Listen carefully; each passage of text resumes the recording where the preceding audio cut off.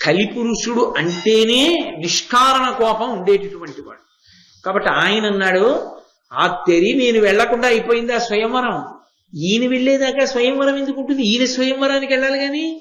కాబట్టి నేను వెళ్లకుండా స్వయంవరం అయిపోయిందా, నలుణ్ణి వరించిందా, ఆ నలదమయంతులిద్దరూ సంతోషంగా కాలం ఎలా గడుపుతారో నేను చూస్తాను. వాళ్ళిద్దరిని అష్ట కష్టాలు పెట్టి వాళ్ళిద్దరిని విడదీసేసి వాళ్ళు ఏడ్చేటట్టుగా చేస్తాను, వాళ్ళని ఎన్ని బాధలు పెడతానో చూడండి అన్నాడు.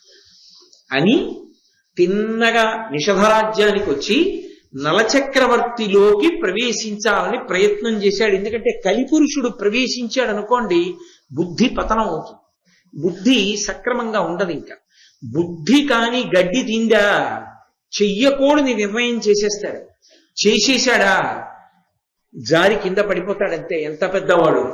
అందుకే ఆ కలిపురుష ప్రవేశం జరిగింది